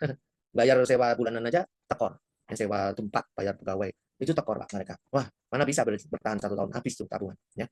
Nah, kok 2 ini bisa survive? Oh, ternyata dia punya network, ternyata marketingnya hebat, ternyata makanannya murah, oh ternyata bla bla bla bla. Nah, ini ada surveinya, ada intelijennya, ada business intelligence-nya ada ya, untuk mengecek kompetitor Anda kekuatannya seperti apa. Saya bisa melakukannya, bisa. Namanya business intelligence ya. Nah, strategi decision-nya bagaimana bikin, terus nanti diimplementasi, kemudian dimonitor ya pakai kaca pembesar. Kaca pembesarnya jangan manual, dipakai aplikasi APL. Ya. Dan ini biasanya salah satunya namanya dengan dashboard. Jadi seperti mobil, seperti pesawat terbang. Ya, Mas Alfon, kalau lihat pesawat terbang, itu panelnya ada berapa, Mas? 200. Ya toh? Bayangkan setiap pesawat terbang itu mau take off, bukan setiap pagi, nanti sore. Enggak, setiap dia pagi nih, berangkat dari misalnya Jakarta ke Semarang. Berangkat jam 9 pagi, ya jam 9 pagi. Pilotnya itu sudah datang paling tidak ini jam 8 sudah masuk kokpit, dan itu sama co-pilot dibacain satu persatu. Cek ininya, terus itu ada sekitar 100 checklist yang si co-pilotnya bacain, pilotnya yang cek. Jadi 2 orang itu melakukan cek 1 jam untuk melakukan checklist terus nih. Checklist monitor terus. Perusahaan besar melakukan iya, perusahaan menengah enggak. Kenapa? Enggak ada waktu, enggak ada orang. Ya, makanya perusahaannya banyak yang jebol. Ya, makanya perusahaan besar gede-gede terus, yang jebol sedikit. Kenapa? Mereka melakukan monitor ini. Itu, Bapak Ibu. Pakai aplikasi, pakai namanya dashboard. Nanti kita lihat di belakang, semoga waktunya masih ada. Dashboard, board, kayak ya itu, kayak panel, semua jadi panel. Ini dashboard ini juga semua jadi panel. Di dalam perusahaan ini semua jadi panel, dan itu dilihat sama lab, sama BOD-nya, sama kepala divisinya di handphonenya mereka. Di handphonenya mereka di import itu dikirim, dia bisa melihat progresnya every day. Kalau pakai aplikasi, kalau pakai dashboard, kalau nggak pakai ya nggak tahu, gitu ya. Apalagi nggak ada laporannya, gimana bisa tahu dia? Apa yang mau dimonitor? Ya kan? Nah, kemudian situation appraisal, review corporate objective ini, situation appraisal ini mengecek ya, cek dicek lagi. Biasanya setiap dalam 1 tahun itu 3 bulan, ya berarti 6 bulan. Ini 1,5 tahun ini udah jalan sesuai dengan arah nggak? Ternyata market berubah. Oke, berarti kita nggak bisa ke target yang A dong. Iya, ya udah. Berubahnya kemana? Ke B. Ini targetnya. Ya udah ke B. Dari sini berubah ke sini. Yang ini dibatalkan. Nah, ini yang namanya plan A, ini adalah namanya plan B. Plan B-nya sudah dibikin sudah. Berarti perusahaannya bagus. Kalau plan B-nya belum dibikin, berarti perusahaannya standar. Kalau nggak dibikin sama sekali, ya berarti ya perusahaan itu berdasarkan naluri gitu. Perusahaan tanpa strategi gitu. Jadi pokoknya jalan aja. Yang penting saya jualan, udah nanti ada sesuatu dihadapin day to day. Wah, itu bahaya itu, Pak. Itu saya nggak sarankan. Nah, apalagi menjelang ekonomi yang kritis 2026. Oke, lanjut ya, Mas Alfon. Ini saya gambarkan lagi, ini baru berapa slide ini? Ini udah berapa jam ini, Mas? Oh, kita baru 1 jam lebih. Baru 1 jam, ya lumayan. Baik. Oke, udah setengah ya. Oke, ini belum masuk materi kedua ini. Sebentar, bisa turun dari sini ya. Oke, nah ini tahapnya nih, garis besarnya ini strategi awal ya. Ini dengan bentuk dari presentasi yang lain supaya kita bisa lebih ingat. Biasanya diulang berkali-kali ya. Nah, kita tahu visi kemana, misi perusahaan apa, tujuannya apa. Ini standar. Kemudian strategi formulation. Dan tadi ini nih, SWOT-nya sudah tahu ya, tapi caranya nanti kita kasih kasus 1-2. Kemudian level strateginya, business level strateginya, strategi plan-nya kita bikin. Kemudian baru diimplementasi, dimasukkan ke dalam project, ada SOP prosedurnya, standar operation prosedur, terus bagaimana mengalokasikan bahan-bahan baku, ya 5M ya, 5M ini bahan bakunya, machine, material, management, method. Ya. Ada 5M ini adalah sumber daya manusia, duit, teknologi, money, man, machine, method, material. Material itu bahan baku. Ya, jangan sampai seperti Indonesia, misalnya ada suatu perusahaan mau melakukan sesuatu, bahan bakunya di stop nih karena kena embargo atau kena dampak perang, materialnya itu nggak dapat, kita jadi mahal. Gimana caranya? Dia ganti materialnya diganti. Kalau dia nggak punya plan B, dia cari-carinya bisa 1 bulan, 2 bulan cari vendor yang bagus. Tapi kalau udah persiapan, dia udah feeling nih, udah lihat tren market nih bakalan begini. Saya nggak sebut ini soalnya valuable banget ini informasi yang saya jual ya. Ada suatu perusahaan dia melakukan suatu produk A, dia sudah prediksi ini bakalan disaingi sama produk dari impor. Dia akan masuk ke Indonesia. Nah, saya harus bisa bersaing. Bagaimana caranya? Dia lihat salah satu raw materialnya dia masih impor. Nah, dia cari plan B, cari alternatif raw material. Nah, begitu si saingannya masuk, dia langsung lari ke B dan dia bisa survive. Nah, itu strateginya saya bisa terangkan kepada klien saya nanti ya, gitu. Nah, kemudian strategi evaluation, analisa, assessment terus yang saya bilang kontrol terus ya, baik aplikasi dan dashboard. Gitu. Oke, lanjut. Ini 8 strategi management planning step-nya. Saya bikin step ini maksudnya supaya supaya terstruktur lah. Kita lihat ya situasi operationalnya gimana, situasi strength weakness dengan SWOT-nya, measurement, choosing the best alternative. Karena dari measurement development alternatif bisa development-nya alternatifnya bisa banyak, bisa mungkin bikin 5 atau 6 atau 10 boleh. Ya, nah kita pilih cukup 2. Yang the best, Best maksudnya profitnya tinggi, cost-nya rendah, atau perusahaan capable atau punya expertise, punya pengalaman di bidang itu. Itu yang namanya the best ya. Bukan mimpi, ya bukan diawang-awang, itu bukan target tapi tidak bisa dicapai, tapi yang betul-betul bisa tercapai dan paling efisien, paling profitable. Itu dari segi finance bisa, dari segi marketing bisa ya. Kemudian restructure the implementation dan policy SOP. Kemudian implementation-nya prosesnya bagaimana? Leading ini oleh orang-orangnya dari BOD maupun sampai dengan kepala bagian, kemudian di monitor progress. Jadi dicek terus karena orang Indonesia perlu dicek, kalau nggak dicek bablas duitnya. Bukan bablas angin nih, bablas duitnya. Nah, step 1. Kita melakukan evaluasi ini step 1 ya, tuh situation appraisal. Cara dengan step 2. Step 1 dulu. Kita lihat yang tahun lalu nih, Januari 2025, dari mulai Januari sampai dengan Desember. Nah, kita lihat budget variance-nya. Ini ada 3 macam nih budget variance-nya. Fleksibel, statik, ya, fleksibel dan statik, satu lagi fleksibel, statik, sama actual result. Nah, nanti kita bisa lihat itu ya. Ada budget, fleksibel budget, ada sales volume varian, ada static budget varian. Ini ada rumusnya, ini nggak saya jelaskan, nanti ruwet ya, rumit gitu, nanti pakai kasus, harus pakai angka. Tapi ini maksudnya gini, variansi itu melihat apa sih? Target kita itu yang tahun lalu itu kecapai nggak sih? Gitu. Kalau kecapai berapa persen? Mana yang kecapai, mana yang tercapai, mana yang belum? Apakah itu karena kenaikan volume, unit, atau unit over atau under? Atau kenaikan harga, pasar, atau kenaikan cost? Nah, ini semuanya dievaluasi. Jadi ketahuan nanti, oh sebabnya ini. Nggak cuma dari total profit saja, tapi detail. Nah, ini hitungannya mumet ya. Nanti Mas Alfon share aja deh ini ke. Tapi jangan, saran saya kalau mau cari ya boleh. Kalau saya sih taruh ini di aplikasi aja karena udah langsung dihitungin sama komputer. Kalau pakai orang-orang manual begini mumet, ya ruwet. Ini juga untuk bacaan saya nggak cerangkan, ada flexible budget, ada static budget, ya. Oke, ini tahap kedua. Tahap kedua, ini kita lihat yang dua dibagi dua nih, yaitu nih eksternal, nih eksternalnya OT, opportunity dan threat. Terus internal, ya, ini internal di sini adalah strength weakness, strength kekuatan dan weakness kelemahan ini di dalam perusahaan. Ini dalam perusahaan, ya, ini saya gambar rumah di sini, ini dalam perusahaan. Rumahnya kasih kayak ini deh, ada pabriknya nih ya, dan ada asapnya. Nah, ini dalam perusahaan itu apa sih kekuatan kita, yang plus apa sih minus kita, ya. Kayak tadi perusahaan marmer, strength-nya apa? Marmernya ada 5 warna, Pak. Kami dapatnya. Saya tuh diminta mengembangkan sama direktur, sama komisarisnya, tolong kembangkan ini ya, Andi. Oke, Pak, siap. Marmer kita punya 5 warna, Pak. Oke, bagus. Weakness-nya apa? Internal staff-nya ini, direkturnya ada 4 ini nggak bisa kerjasama. Coba bayangkan, staff-nya nggak bisa kerjasama. Nah, opportunity ada. Market share-nya gede, cukup banyak untuk marmer. Ya, tapi threat-nya, nah ini, threat-nya ini. Industri yang lain mempunyai kartel. Nah, lo, kartel itu apa, Pak? Nah, ini grup yang menguasai market ini. Ya, mafia, kalau mafia itu jelek ya konotasinya. Kalau kartel ini sebetulnya ya penguasa, cuma keren gitu, kartel. Waduh, grup. Jadi dikuasai grup itu, kartel ini nggak ada hukumnya tuh, boleh dia bukan mafia kok, nggak pakai nembak-nembak, nggak pakai kekerasan, enggak, tapi orang nggak mau beli kalau nggak dari mereka. Gitu. Jadi walaupun ada opportunity, tapi opportunity ini diblok sama kartel. Gimana cara nembusnya? Ada tahu pernah caranya gimana? Nah, itu konsultasi gitu ya Mas Alfon ya, karena itu jasa saya memang di situ, bagaimana menembus kartel itu, bagaimana weakness ini orang-orangnya jadi kerjasama, bisa pernah tuh. Nah, kalau strength evaluasi bisa, boleh. Opportunity ini business intelligence ada, threat business intelligence juga bisa. Menghubungkan antara opportunity dari threat dari opportunity bisa. Kalau saya jago mengotak-atik company, tapi bikin company sendiri kecil gitu. Tapi kalau ya Mas Alfon, tapi saya perusahaan-perusahaan yang saya pernah handle itu gede. Ya, saya juga bikin training strategy management untuk Asia Pulp and Paper, itu grupnya Sinarmas gitu. Mereka percayakan saya untuk memberikan training bagi staffnya mereka, karena ya waktu dievaluasi sama HRD-nya dari Singapura, orang Singapura, ekspor Singapura yang datang ke APP ini, dia melakukan interview dulu kepada saya pakai bahasa Inggris karena dia orang Singaporean. Ya.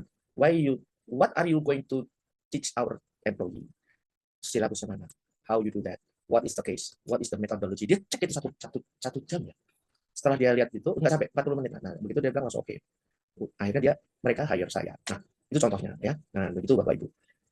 Kemudian ini contoh simple ya. Kalau mau detail nanti ada sih, cuma ini simple saja. Ini bagaimana sih contohnya menilai strength-nya apa saja yang dilihat. Misalnya strong brand ya. Strong brand ya. Misalnya kalau handphone strong brand apa sih? Handphonenya Samsung, handphonenya sekarang ada model-model baru, ada Infinity, ada apa sih Mas Alfon? Yang baru? iPhone, Infinity, Xiaomi, Redmi, Nah, Xiaomi, Redmi, Samsung. Nah, bayangkan sekarang ada laptop target. Bukan laptop, tablet, Mas Alfon, tablet. Tablet itu tipis nih, segini nih. Kelihatan nggak nih? Kelihatan nggak, Mas?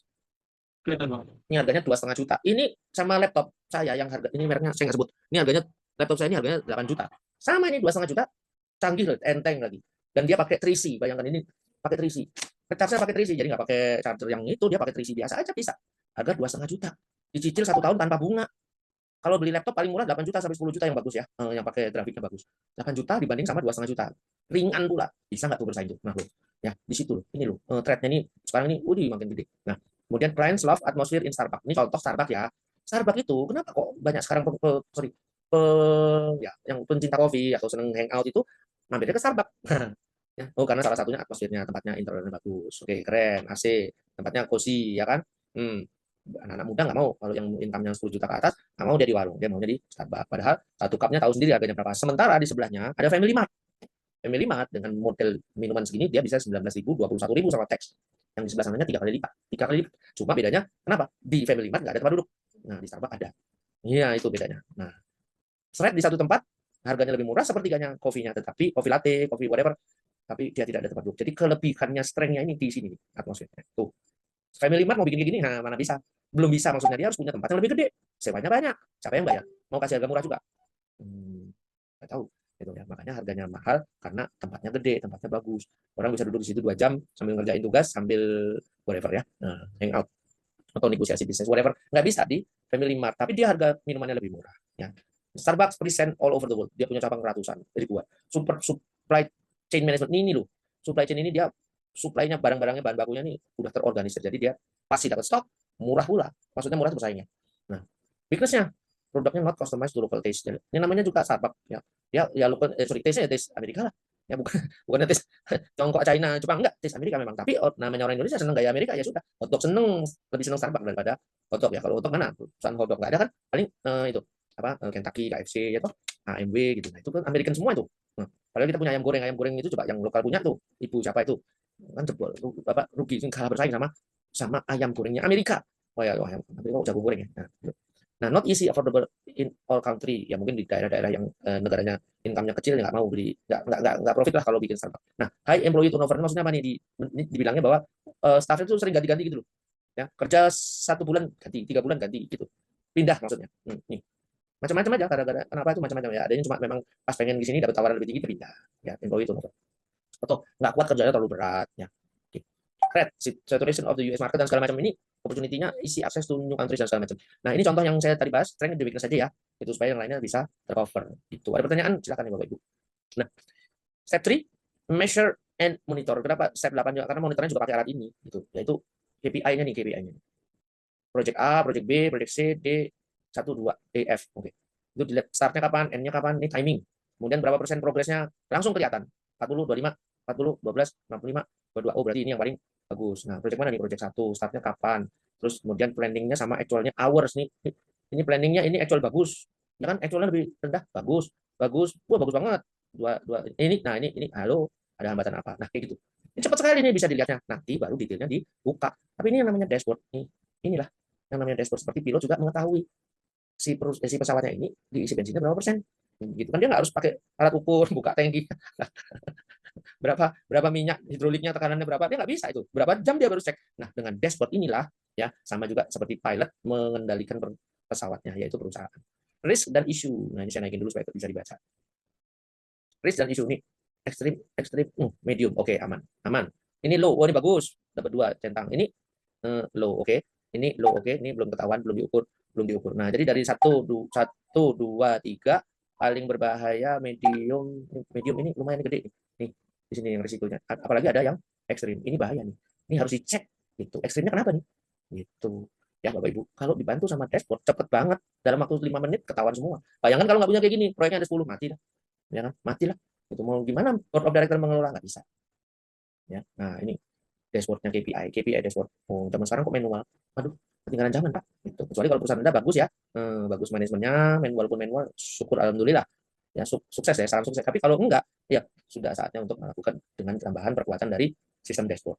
Yang semuanya bisa dipresentasikan dengan berbagai macam indikator. Spendingnya, supaya berapa ribu, transaksinya terjadi berapa, ya, proses ordernya, purchasing request-nya, invoice-nya yang sudah diproses, semuanya bisa di trace. Semuanya ini di sini semuanya ini terus spend by kategori, maintenance, sorry apa nih? Kekecilan. Nah, lanjut list of abbreviation symbol. Ini saya cuma memberikan contoh bahwa ini secara teori ya, bahwa untuk melakukan suatu SWOT ya, analisa strength, weakness, opportunity, dan threat itu, kalau di dalam secara teori itu dilihat, itu juga ada toe-nya, cuma dibalik aja. Threat, opportunity, weakness, strength ini kan dua-duanya mirip ya, beda aja. Nah, satu SWOT, satu toe, bisa di overset juga bisa, macam-macam lah. Yang penting isinya sama. Nah, di situ dilakukannya berdasarkan misalnya dengan ini analytical hierarchy process, dengan random index, dengan consistency index, dengan consistency ratio. Ini don't worry, ini adalah by teknisi dan by konsultan yang melakukannya. Atau kalau Bapak punya perusahaan, ya ini adalah by staff yang jago metode penelitian. Gitu. Karena harus dilakukan ini, kalau enggak nanti jangan-jangan datanya itu tidak mewakili apa yang terjadi, tidak representatif, korelasinya kecil dan segala macam. Ini adalah metode-metode ilmiah. Saya jangan memberitahu bahwa inilah cara berpikirnya ilmiah itu ini. Nah, ini detailnya itu seperti ini. Kalau para ilmiah melakukan uji SWOT, ini orang akademis saya kan dari S1 FUI, S2 Monash Melbourne, MBA-nya itu inilah yang dilakukan semuanya itu analyticalnya ini. Tapi semua sekarang dibantu oleh software. Dan apalagi dibantu dengan AI. Nah, kalau dibantu dengan AI kita cuma sebut satu kalimat gitu ya, satu kalimat ini bla bla bla bla, dia cari sendiri. AI bisa. Tapi alatnya mahal. Software juga bisa? Ya, gitu. Saya pakai software pakai, kalau enggak bisa. Datanya terlalu banyak yang dianalisa. Analisis semuanya appendix ini bisa pakai software aja, gitu ya. Nah, Bapak Ibu, ini adalah metodenya Michael Porter. Saya taruh di mana ya? Di sini deh. Nah, ya. 5 forces Michael Porter. Jadi melihat suatu strategi itu dari 5 unsur. Satu, persaingan rivalry among existing kompetitor ini dalam satu industri. Misalnya restoran, dia melihatnya di antara restoran yang lain, persaingan dalam satu industri yang sama. Atau misalnya dia punya bikin makanan jus ya, minuman jus. Ya, jus apa? Jus mangga misalnya. Jus mangga, jus durian, bikin kopi, bikin jeruk ya. Nah, minuman ya, beverage, beverage bukan food beverage. Atau yang tadi saya bilang restoran, bisa restoran di contoh, bisa beverage. Nah, ini adalah lingkungan di situ. Jadi kalau minuman beverage berarti dengan brand yang lain. Ya, minuman yang harganya satu minuman botol minuman yang 200 cc, harganya 10.000, 15.000, ada 10.000, ada yang 40.000 juga. Nah, ada yang 3.000, ada yang 2.500. Ini bersaing nih. Jual aqua, maksudnya aqua ini bukan merek, tapi jual H2O, air, ya, aqua, itu ada yang harganya 6.000, sekarang keluar 2.500 satu botol di supermarket, 2.500 bersaing dengan yang 6.000, bersaing berebut masa, ya, tuh, rivalry among existing competitors, ini dengan pesaing lama dan satu industri. Tapi ada juga new entrants nih, ada yang akan baru masuk. Dari mana? Dari China. Dari mana? Dari Korea, franchise yang masuk. Dari mana? Dari USA. Ya, masuk. Atau dari lokal. Dari lokal, tapi dari anak-anak muda, investor baru. Masuk dia, bikin restoran baru, bikin beverage baru, bikin minuman rasa baru. Bikin restoran baru. Restoran ini muncul setiap minggu loh ini di Jakarta ini. Di Jakarta paling nggak ada satu restoran, minimum satu restoran setiap minggu berdiri. Setiap minggu. Selama setahun berarti ada 52 restoran setiap tahun berdiri di Jakarta. Yang jebol juga ada. Satu tahun 52 yang berdiri sampai dengan 100 unit, yang jebol juga sama, jumlahnya segitu per tahun. Jadi restoran itu tumbuh saat 50 sampai 100 di Jakarta setiap tahun, dan yang jebol juga restoran itu. Yang jebol itu maksudnya rugi tutup, jumlahnya juga kira-kira sama. Jadi ya putar-putar di situ, ganti pemilik. Ya, ganti pemilik maksudnya lain-lain pemilik, lain-lain grup. Ya. Tumbuh, jatuh terus, berkembang terus, jatuh terus, berkembang terus. Nah, ini dari new entrance ya. Ini tadi 1, 2 new entrance ya. Kemudian 3 dari pemasok. Ini supplier ya, Bapak Ibu. Ya. Bahan bakunya minuman ini apa? Kalau dia mangga ya berarti ada buah mangganya. Dia punya perkebunan enggak? Enggak. Berarti dia beli dari pasar? Iya. Pasarnya langganan Bapak enggak? Enggak. Berarti tergantung harga pasar. Saya punya link dengan salah satu restoran, dia bisa secure, mengamankan suplainya. Gimana caranya? Nah, bilang sama Mas Alphonse. Gitu. Ini suplainya diamankan. Entrance-nya dipelajari, diantisipasi. Yang ininya diamankan. Plus yang keempat adalah bargaining power of buyers. Customer-nya siapa, Bapak Ibu? Siapa customer Anda? Bagaimana cara mengamankan customer? Bisa menjual kepada mereka, bagaimana menjaga loyalitas mereka, bagaimana mengikuti selera mereka. Ini semuanya harus di-maintain ini. Ya, yang keempat ini. Kemudian yang kelima adalah substitusi. Jualan minuman apa? Minuman penyegar. Ada minuman lain penyegar juga, tapi bukan dari air, bukan dari H2O, tetapi dia dari misalnya campur ion. Nah, ini kan faktor plus nih. Yang ini nggak pakai ion. Yang lain ada yang ion. Ada yang ditambah lagi mineral apa gitu ya, X, Y, Z. Ya. Kita bikin teh, dia keluar teh pucuk. Kita bikin teh, dia keluar teh whatever yang lain. Nah, inilah yang namanya substitusi. Beda dikit, tetapi bisa menggantikan, mengambil pasar Anda. Gitu. Nah, ini kalau lima-limanya ini semuanya dikuasai, Bapak Ibu, teorinya perusahaan Anda survive. Teorinya. Itu ya, Bapak Ibu. Nah, ada pertanyaan nih, saya mau minum dulu, Pak Mas Alvin. Kebetulan ada Pak. Ya, bagus, silakan Mas. Dan berhubungan dengan yang contoh tadi Bapak sebutkan dari Pak Binsar, Pak. Bisa lagi, oke. Iya Pak. Saya bacakan ya. Ya. Faktor-faktor krusial apa saja yang tidak diperhatikan pada strategic planning oleh beberapa bisnis startup yang akhirnya gagal berhasil di marketplace? Marketplace, oke. Baik, terima kasih Pak Binsar. Biasanya ya, yang masuk di marketplace itu, apalagi startup itu dia merasa bahwa produknya bakalan laku. Nah, atau dia mencoba. Kalau mencoba berarti dia udah tahu risikonya ya. Bisa yes, laku, bisa enggak. Tapi kalau yakin, nah ini dia jual, dia curah, dia jual. Nah, dia biasanya yang lupa, yang tadi Pak Binsar tanya, biasanya lupa itu apa? Biasanya startup tuh abai, enggan, males, atau saya nggak tahu ya kenapa ya. Perusahaan Indonesia tuh nggak mau, di luar negeri juga kali ya. Tapi terutama saya fokus ke Indonesia, tidak mau mengukur dan tidak mau mengevaluasi visibility study dari sisi keuangannya. Dia tidak membuat itu, Pak. Jadi dia tidak tahu kapan dia break even point, dia tidak tahu berapa gross profitnya, dia tidak tahu komponen dari cost of goods sold atau harga pokok, harga pokok produksinya. Apakah itu dari raw material, bahan bakunya, raw material yang mana yang dia bisa kontrol, apakah itu dari labor atau pekerjanya, apakah itu dari factory overhead-nya atau fasilitas pabriknya. Ini 3 komponen yang dari cost of goods sold ini nggak dievaluasi sama dia, karena dia orang marketing biasanya. Gitu. Dia orangnya mau jual aja, yang penting gitu, dia tahu platformnya, dia jual. Nah, aman waktu orang masih beli banyak. Begitu ada substitusi yang lain, ada new entrant yang lain, ada pesaing yang lain, harga cost of goods sold-nya, bahan bakunya naik, bubar. Dia rugi. Kenapa? Dia nggak kontrol finance-nya. Itu biasanya yang miss itu. Satu, kedua, HRD, human resources seperti tadi dikatakan kan bahwa ini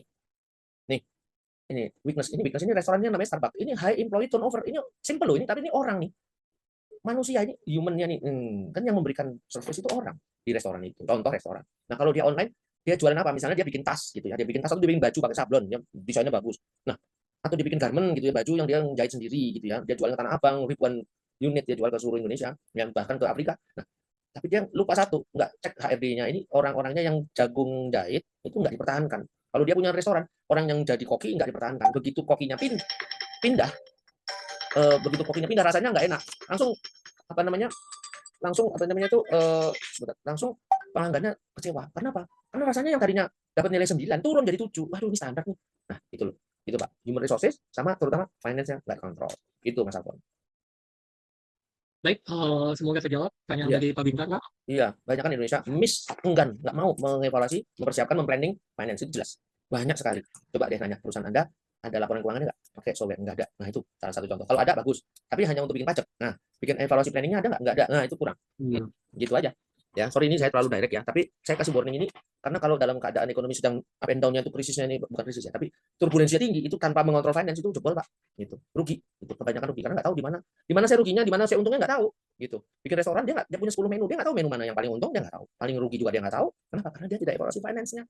Dia bulan depan itu kapan bayarnya, apa yang harus dibayar, cicilan yang mana, biaya apa, kapan ganti kompor, kapan harus bayar tahunan untuk sewa tempat. Segala macam ya. Nggak ada KPI-nya, nggak ada dashboard-nya. Bahaya. Nah ini tip of visibility assessment. Nah ini FS. Visibility-nya kalau untuk finance visibility study ya, ini visibility study juga, tapi di bidang apa? Legal. Ya, di bidang environment handal. Ya, will it work? Apakah mungkin feasible atau tidak? All this market can be shared. Apakah customer atau market mau membeli atau tidak? Ini survei pasar ini market ya. Ini survei pasar. Ini ada marketing, ini marketing survei. Marketing survei. Kalau ini will it work? Ini production survei. Does it environment ini AMDAL. Can it be built with technology? Ini IT atau tehnya. Gitu, teh. Contoh, sepatu Cibaduyut. Ada ratusan pengusaha sepatu di Cibaduyut. Bikinnya pakai apa? Ya kulit, ya sintetik, dia jahit, dia lem, dia cetak, ya jahit, lem, cetak, panasin, udah. Coba Bapak lihat, sekarang model crop dijual harga 30.000. 30.000. Jadi model macam-macam. Ada yang model biasa, ada yang pakai di belakangnya, ada yang pakai hiasan di depannya itu, perintilan itu yang cantik-cantik yang buat wanita itu, warnanya juga macam-macam. 30.000 enteng, enggak kalau basah juga dia cepat kering, ya coba 30.000 dijual di pasar. Bayangkan itu dijual ke mereka berapa dari pabrik? Paling 20.000. Jadi si agent atau penjual itu bisa dapat 10.000 satu sepatu. 20.000, Bapak bisa nggak bayangkan itu? Cibaduyut membuat satu sepatu dengan harga 20.000. Coba satu pasang sepatu berarti satu sepatunya 10.000. Gila nggak? Bisa nggak masuk dalam pemikiran kita? Atau si pengusaha itu bisa ngitung nggak? Oh bisa Pak, sepatu saya harganya 15.000 kok. Berarti dia masih bisa untung 5.000. Coba tuh, bayangkan tuh. Ya dong, jualnya kan 20.000 ke reseller, ke seller, ke bawah ya, ke market, ke toko, orang langsung, ke retailer, sorry. Nah, jualnya 20.000. Kalau dia costnya 15.000, dia masih untung 5.000, nggak apa-apa. Dia jual 1.000 bisa untung 5 juta sebulan. Untung bersih. Ya, kalau untung kotor 5 juta dikurangi biaya pegawainya, biaya sewa tempat, bubar Pak.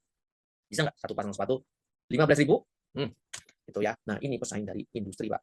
Kalau industri ya itu satu sepatu bisa cuma 10.000 Pak. Itu si Krok itu yang dari 10.000 bisa. Jadi kok dia jual 20.000? Ya itu untungnya dia, ini profitnya dia.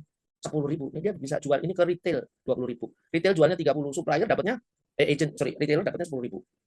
Nah, 10.000 dari 20.000 berarti berapa? 50% keuntungan. Mau operasi juga bisa. Masalahnya bisa nggak kita produksi 20.000?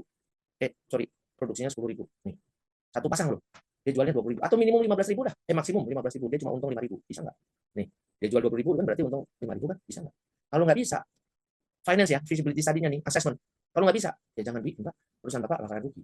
Nah, will make economic sense, it work and it's built. Nah, ini profitnya berapa? Ini untung nih, ini untung rugi nih.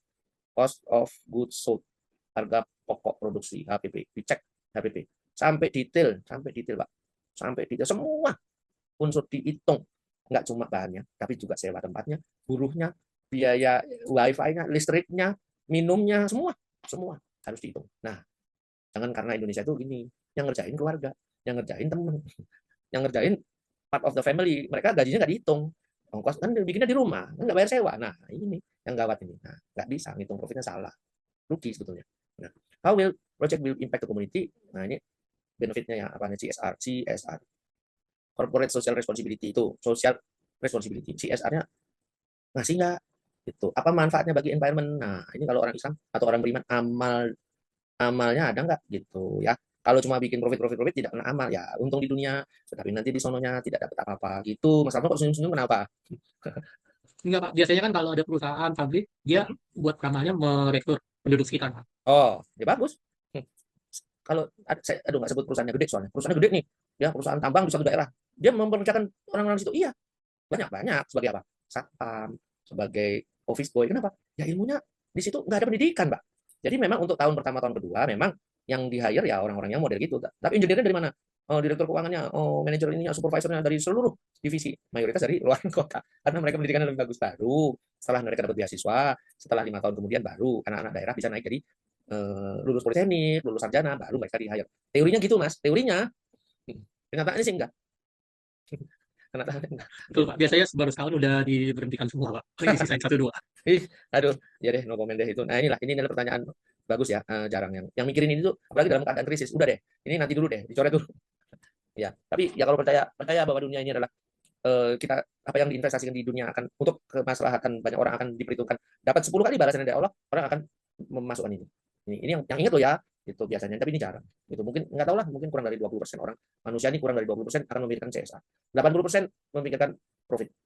That's it, gitu. Nah, ini contoh lanjut ya. McKinsey 7S. Nah, strategi, structure, system, style, staff, skill. Ini contoh aja nih. McKinsey bisa dibaca di mana-mana. Teorinya sih gampang dibaca. Yang susah tuh merencanakan dan melaksanakannya. Merencanakannya itu juga susah. Ya, kalau baca teorinya aja gampang. Buku-buku di mana Google juga bisa. Nah, ini caranya planning dan implementation structure-nya tadi, ya, step 5 dan 6, bagaimana memplanning dan implementation dan restructuring, maksudnya terus-terus dirubah, diperbaiki, kaizen, ya, dirubah terus, ditambah terus, diperbaiki terus. Nah, visionnya ini awal, habis itu tujuan sektoralnya, produksinya gimana, marketingnya gimana, finance-nya gimana, gitu ya, HRD-nya gimana, HRD-nya gimana, gitu, HRD. Nah, terus strateginya dibikin, strategi production dibikin, strategi mesinnya gimana, terus strategi marketing, platformnya apa, harganya gimana, stylenya gimana, financing, berapa profitnya, cost of goods sold di set berapa, HRD, mau hire berapa orang, siapa yang mau di hire, siapa yang mau dikeluarin, siapa yang mau dikasih bonus, siapa yang dikasih beasiswa, siapa yang naik pangkat dan segala macam. Ini operation plan. Jadi makin lama makin tebel gitu. Ya. Strategis saya biasanya 5 sektor, 5 key success factor. Yaitu satu, marketing dulu, saya mulainya marketing. Kedua, production. Ya. Marketnya ada, udah ketemu, barang apa yang mau diproduksi atau jasa, bagaimana memproduksinya. Kemudian ketiga, HRD. HRD. Orangnya disiapin, yang jago, yang expert, yang rajin, loyal, produktif, jujur dan segala macam. 4, financingnya nih, ya, duitnya disiapin. Yang kelima, nah ini strategic management. Kenapa strategic management penting? Karena lima-limanya ini harus dikelola. Kelima-limanya ini marketing, production, HRD, financing ini jadi satu sinergi, Kalau enggak ya maaf, seperti pabrik marmernya tadi, bagus marketingnya, planning loh ya, bagus, jualan sendiri dia, jualan dapat kontraknya warna putih sama abu-abu. Production-nya ini production mining itu adalah production yang ditambang. Yang ditambang dia bikin aja, dia gali sendiri, bikinnya merah, ketemunya merah. HRD-nya dia hire orang, nggak capable. Direktur keuangannya aja saudaranya owner, takut. Nah, di hire jadi direktur lagi. Waduh, laporan keuangannya berantakan. Nah, financing-nya kacau. Kenapa? Ya nggak bisa jual, marketingnya gimana? Plus ditambahin lagi tadi, trade, yaitu apa? Pasar marmer dikuasai sama kartel, Bapak Ibu. Nggak sembarangan. Mau masuk, saya mau jualan, Pak. Nggak bisa, Pak. Gitu. Ya jualan aja gitu. Anda jualan gitu. Ini gini loh, harganya gini-gini, ini produksinya bagus loh. Nggak ada yang beli. Nggak ada yang beli. Nah, kenyataan tuh. Gitu. Nah, implementing your strategic plan. Ya, salah satu pendekatannya ini bagaimana rencana Anda ini kan mengenai change nih, makanya pakai tanda-tanda kanak-kanak begini biasanya managing change. Ya, implementing plans-nya, kita bikin business plan, bikin operating-nya, bikin budget, ini kan finance. Operating ini biasanya production. Business plan ini berarti holistic, berarti yang strategic management ya. Business plan ini global, holistic, operation di pabrik atau di quarry atau di perkebunan dan budget ini duit. Ya. Nah, ini dashboard measurement dan communication dengan apa? Dengan dashboard yang tadi, yang KPI tadi, yang pakai grafik-grafik, pakai gambar-gambar ini semua data dimasukkan ke sini untuk view-nya lebih gampang. Terus roll up, roll down matrix, ini pengukuran. Yang leader oversight. Nah, ini perlu ada orang yang memimpinnya yang hebat, Bapak Ibu. Nih, ya, pemimpinnya yang hebat, yang jago, ya. Restoran bagus kalau ada direktur atau kepala yang mengelola restoran itu ada dan kokinya ada. Tuh, layannya baik, itu restoran jadi laku. Orang datang ke situ banyak. Tapi kalau kokinya ganti, di-hire sama orang lain, tidak dipertahankan. Ganti koki, bayangkan. Ganti koki itu nggak bisa, kokinya ganti, terus besoknya dia, nggak jualan, sorry. Nggak mungkin, Pak. Koki hari ini bilang, Pak, saya ada orang tua sakit, boleh, alasannya. Dia pindah, minggu depannya pindah. Terus gimana? Karena nggak ada gantinya. Masa? Restorannya tutup. Jalan terus kan? Nah, yang ganti siapa? Asisten. Rasanya turun. Jadi nggak ada leader, nggak ada operator. Nggak ada leader, nggak ada operator. Yang key, yang kunci. Ambruk, Pak. Perusahaan itu drop. Nah, managing change karena dia berubah-ubah ekonomi, kondisi keuangan, kondisi pasar, ya harus identify and address barriers. Ini barriers itu hambatan ya. Nih, kalau lari kan harus melewati palang hambatan gitu. Nah, ini hambatan ini bisa nggak melompatinya?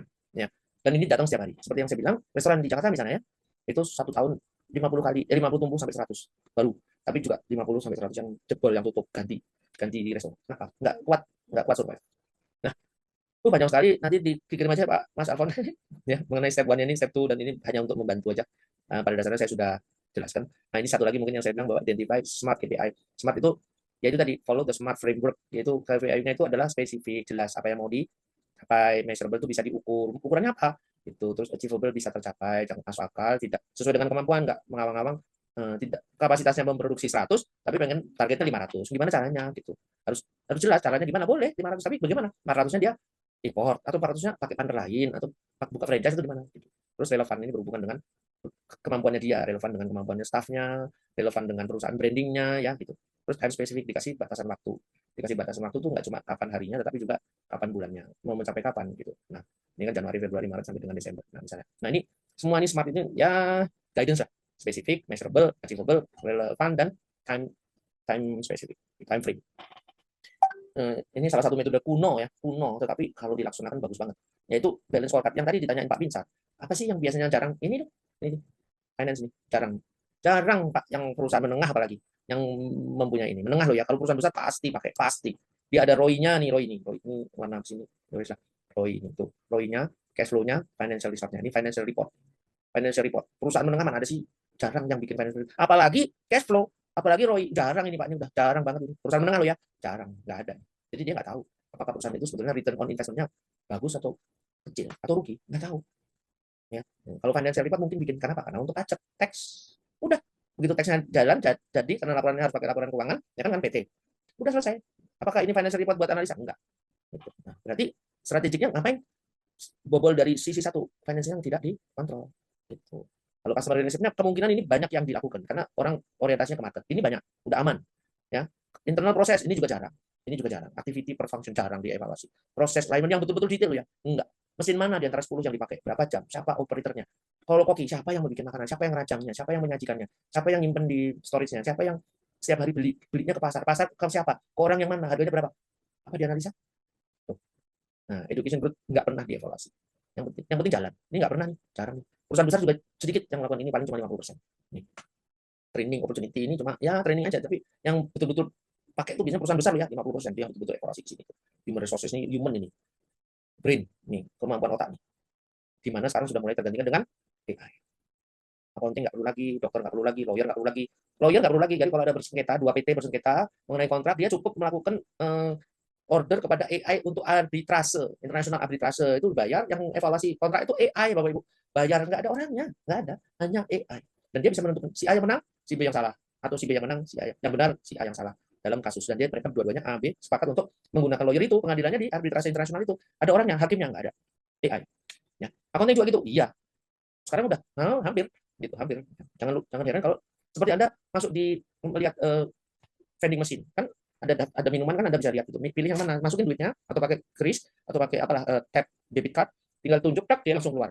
Sama juga dengan laporan keuangan gitu. Anda banyak sekarang udah mulai apalagi bentar baju masuk ke supermarket tidak ada waiternya. Anda cuma masukin tempelin debit card Anda atau QRIS Anda atau kredit card Anda di klik satu kali, masuk ngambil barang-barang keluar lagi, udah tutup, jebret, langsung akun Anda dipotong sesuai dengan belanja Anda. Ada nggak itu satu orang pun? Nggak ada. Orangnya yang datang itu cuma orang yang satu kali pagi-pagi masukin barang, masukin semuanya, dia ownernya pakai kode, masukin ownernya, datang, habis itu dia keluar, dan itu semua langsung terupdate. Siapa yang update AI? Gitu, software.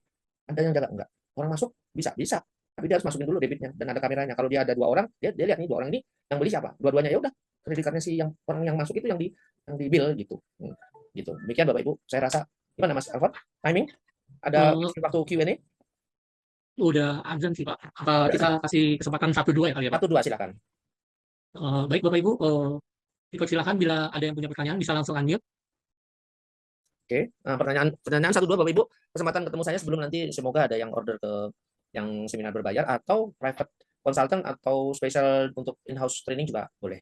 Tinggal kontak Mas Alphonse dari NQA dan Quantum Leap kerjasama. Gimana Bapak Ibu? Sudah pada makan semua nih, jangan-jangan kita tunggu sampai 10 detik.